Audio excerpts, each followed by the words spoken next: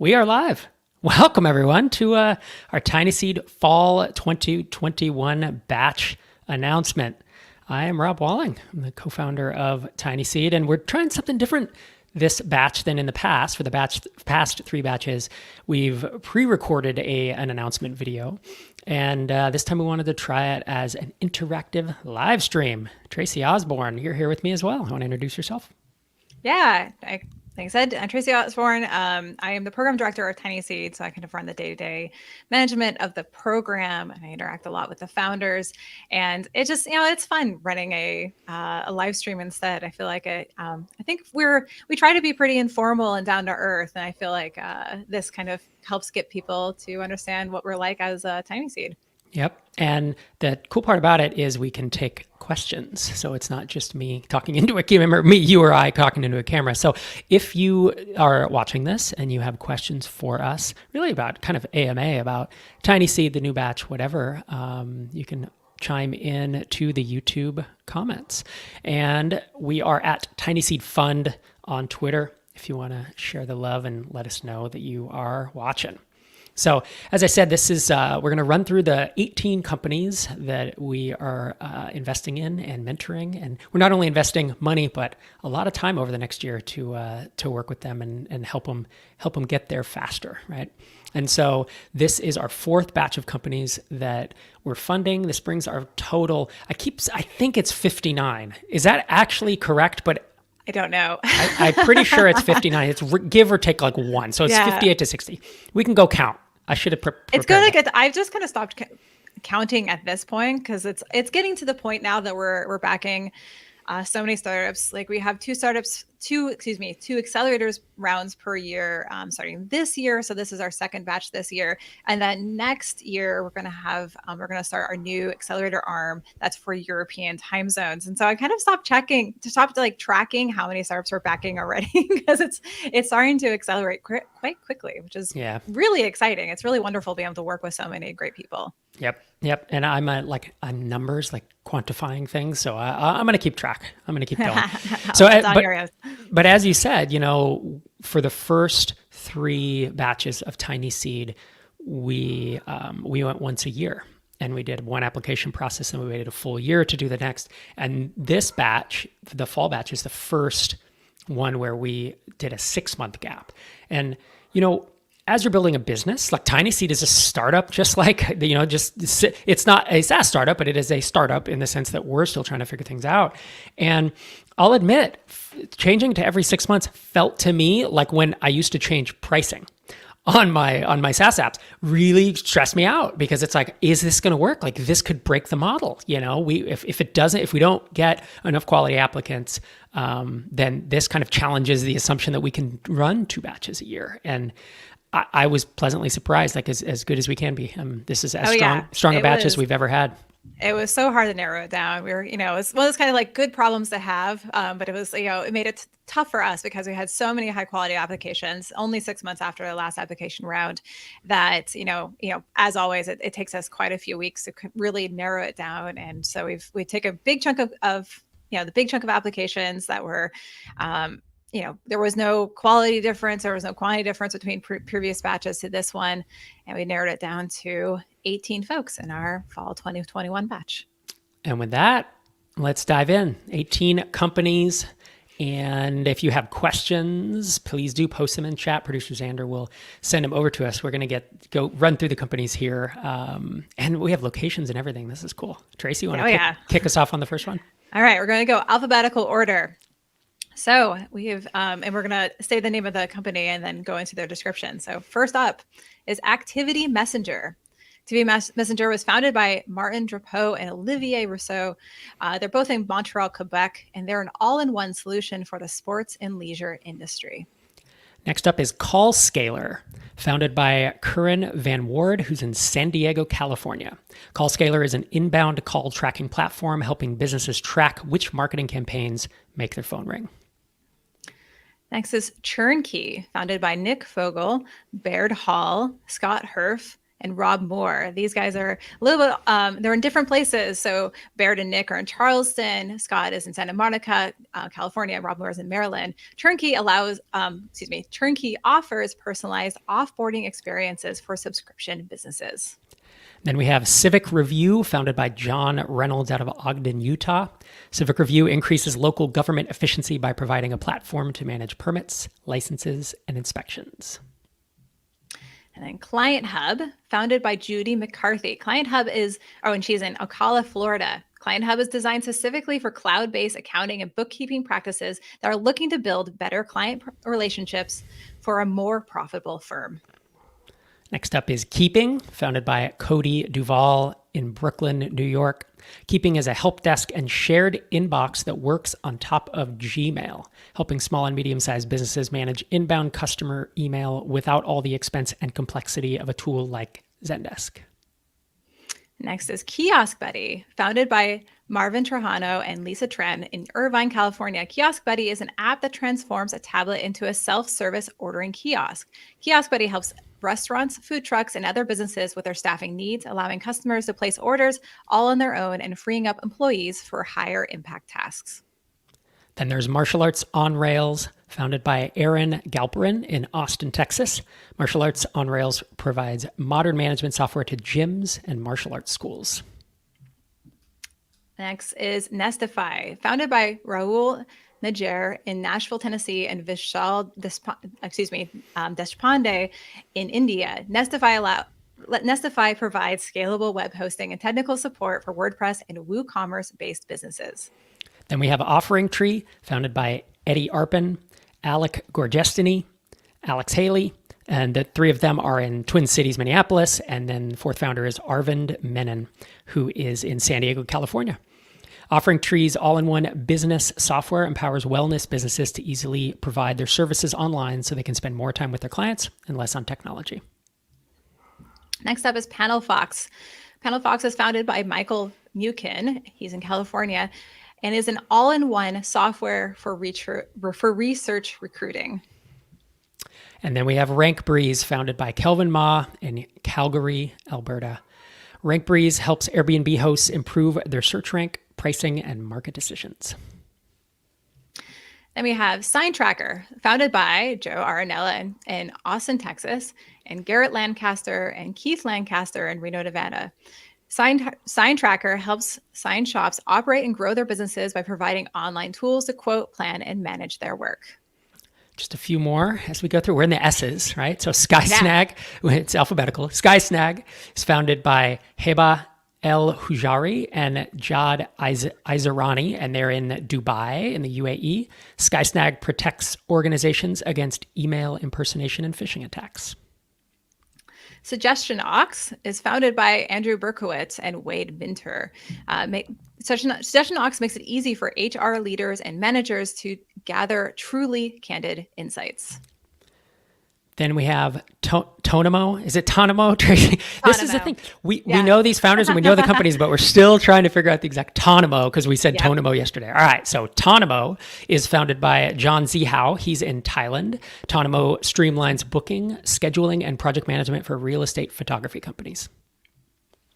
And second to last, we have Trendful, founded by Jackie De La Part and Miley's Robot. From Tampa, Florida. Trendful helps merchants acquire pre-owned inventory directly for their customers by automating pricing, offers, shipping, inventory, and payouts. And lastly, we have Waylit, founded by Raj Singh and Satya Mishra. They're in St. Louis, Missouri. Waylit is an immigration management platform for U.S. and Canadian employers. Yes. Yeah, I'm excited. It's a heck of a list. Yeah. Nice work. Yeah, it's so many good startups in there. I'm just really excited to be working with everybody. I think it's like 35 founders. Don't quote me on that. We have quite a number of founders and a few businesses that have 4 founders, which I think is kind of fun. Yep. So if you have questions, obviously drop them in the chat. We want to thank and welcome, all of our new TinySeed batch members. We've already been in Slack and kicking off the onboarding calls this week. So we've been hanging out for a couple days here on Zoom, and really want to thank everyone who has supported TinySeed and who has, if you've applied, like, Thanks. A lot of folks that we fund are second or third time applicants. So, if you're still interested in the program, I mean, I'll say it's getting better each time. And I was gonna say, because it's hard when we miss good people every round, and we know we miss them. And, it's been really great to see people apply multiple times, even if things didn't work out for an earlier round, if they reapply, we're able to see how they've evolved between applications. And, like you said, there's oftentimes, companies that applied 2, 3, I wasn't sure if there was a fourth application person had applied in every batch in this round. I can't recall. But there's definitely people who have applied 3 times beforehand, received 2 rejections, and then made it into TinySeed. It got to the point where we couldn't say no. So, definitely, if you apply for TinySeed, we are totally happy to, if you didn't make it in one round and you're still interested in TinySeed, please apply again. We're happy to reevaluate and see if we can work with you at a future moment. Yes, and we do have a couple questions that have come in. Before I do that, I wanted to mention 2 YouTube videos that I would recommend that you watch after this. If you are still, if you're interested in joining TinySeed, potentially applying, one is MicroConf on Air, joining a remote startup accelerator with Tony Chan, and the other is TinySeed Fall 2021 SaaS Accelerator Application Info Session. I think we'll have some graphics for those in a bit, but we have 2 questions from Robin on YouTube. He said, what if I have an idea that requires the use of an undocumented private marketplace API, even though my potential product is certain to bring great value to people? I solve a problem I had there. So, I would say a couple things. If it's just an idea with no revenue, I wouldn't apply to TinySeed. On our application, we recommend a minimum of $500 in monthly recurring. But if you have revenue, I always encourage, if people are on the fence or you're unsure, just apply. The application process takes, what does it take, Tracy? 20 minutes, you think? Yeah, it's really short. We try to keep it pretty short because for anyone who is a fit for TinySeed, we'll do an introductory call with them and kind of ask more questions. And it's kind of like application part 2. So the actual written part of the application, there are some long form answers, but really we hope that it wouldn't take more than 15 or 20 minutes. Yep. And it's one of those kind of things also, by the way, I should mention, we have a saving function in the application too. So you can start working on it, save it, and come back to it. It's a 2-week period. You just have to submit it by the end of the 2 weeks and we can review. So it's not something it's not like a Google form where you might lose your progress. There is like a saving function. Right. So again, if you have revenue, I would encourage you to apply. I will absolutely ask you questions if we wind up talking on an application call about this risk, because what you have here is platform risk of an undocumented API. I have run a business that had platform risk on a Google undocumented API, and there are many challenges with it. It was great. It was a nice lifestyle business. I would be hesitant to build a 7 or 8 figure business on an undocumented API, but these things all have nuance, right? It depends on whose API it is. How long has it been around? Is it just undocumented, or is it actually, do they even know it's there? Is it like accidental API? Is it scraping? There's all that kind of stuff that where there's no clear cut, you should absolutely not apply, right? Or absolutely should apply. It's like, yeah, it's pretty easy to apply. So I would say, go ahead and do it. And we get into deeper conversations about all these issues, because every business has pros and cons, right? And Robin's second question is, how long is our program?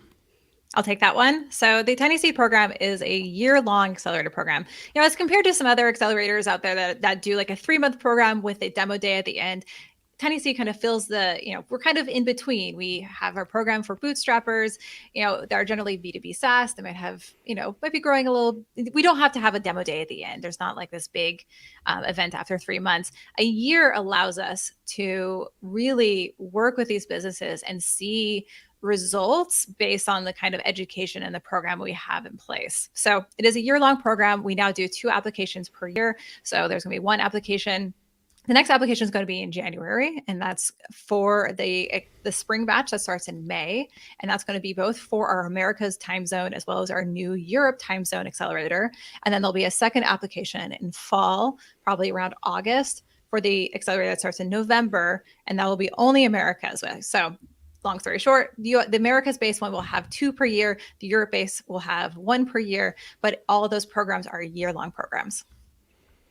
Very nice. And we're fully remote, where we have 3 in-person retreats each batch year. And those are optional, encouraged, but optional. And we can run them again because things are getting better.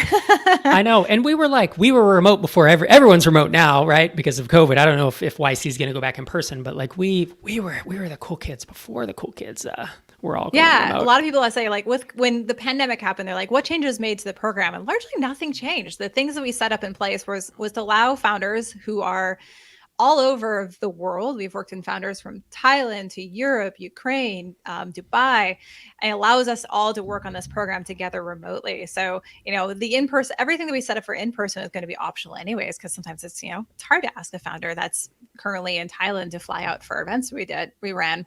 So, the 2020 batch we had didn't have any in-person retreats, but the program, I know it was sad. And there's a few people I haven't met in person yet, but we're going to fix that soon because now we're, not only running some tiny, small in-person TinySeed retreats again for our batches that are running right now, but we also have the MicroConfs coming up. We have I'm not going to say much about that. That's your side of the business, but we are running MicroConfs again, which is really awesome. It's the conference series that we have.